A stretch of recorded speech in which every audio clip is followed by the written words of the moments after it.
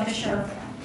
Okay, it's a difference of the other films. It's not a documentary film. It's a fictional short film based on true events.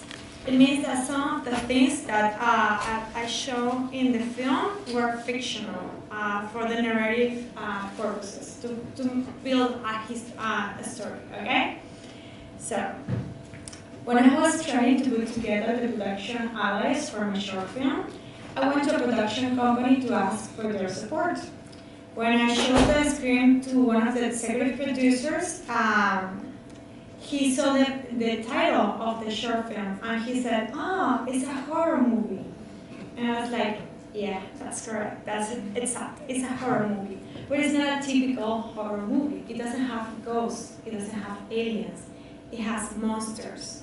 But the worst kind of monsters that could be. They're human beings. We need to build this kind of facility to put another human being inside of it." The tomb is real, and in this very moment, when I'm talking to you, 3 men are still locked down there. The Chavista government has a wonderful thing. They love to take private property and make it public. So what you're seeing right now is actually a ball. That's how you pronounce it? La bola? Sí. Vault. So it's a vault of a bank. So they took this building that was from a bank, a brand new building, and 5 levels underground, there's the vault of the bank. So they decided to build a prison there, to put there the most horrifying enemies of the country, that right now are 2 ex-student leaders and 1 people that tweeted against the government. That's the persons that are right now in the tomb.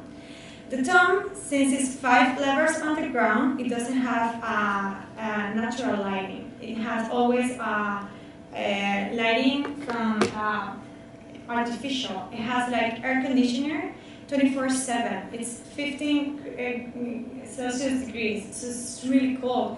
They don't have any colors in there. Everything is white and black. This is actually the first thing that's ever been shown about how the tomb actually looks like.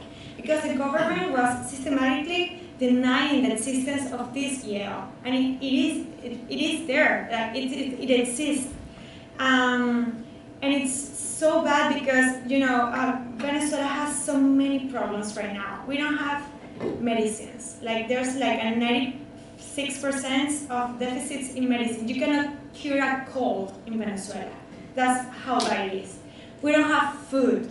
We don't have, like, Caracas, that is the capital city of Venezuela, is the most dangerous city in the whole world. Like, we're in such a bad place right now. But what is happening right now, this is the only thing that the government can amend just by picking up the phone and saying, shut that thing down. They can do that.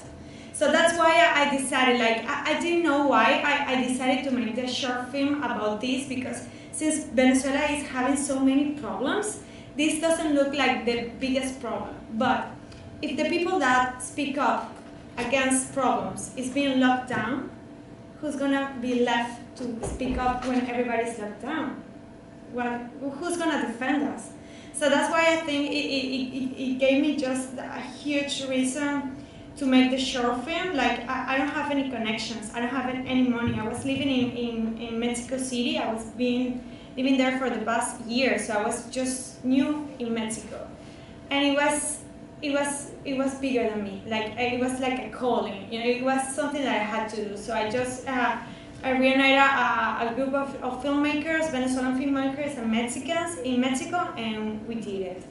And we're so proud because we put again light in this matter that is so complex and it's so easy to amend. So that's why we're doing it. And I just want to finish because I don't want to keep talking in my weird English. But there's 3 things that I want to leave you with. The first one is that anything that you can do for us is going to help. If you can post it, it's online actually.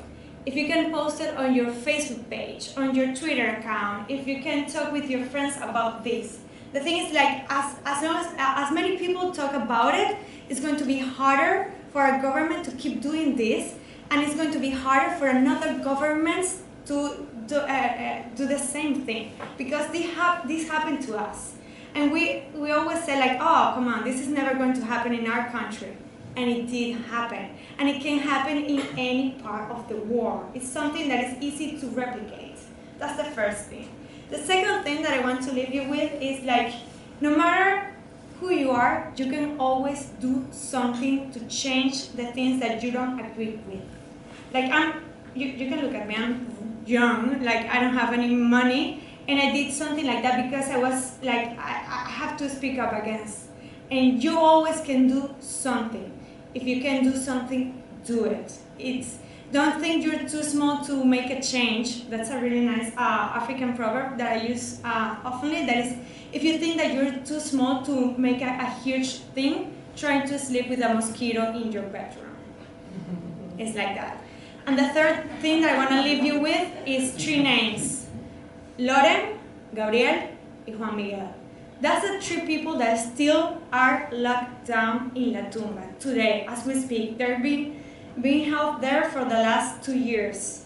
And for the first 6 months, they even got the chance to see the sunlight. They were locked down 24/7. So that's pretty much it, my speech. Thank you so much.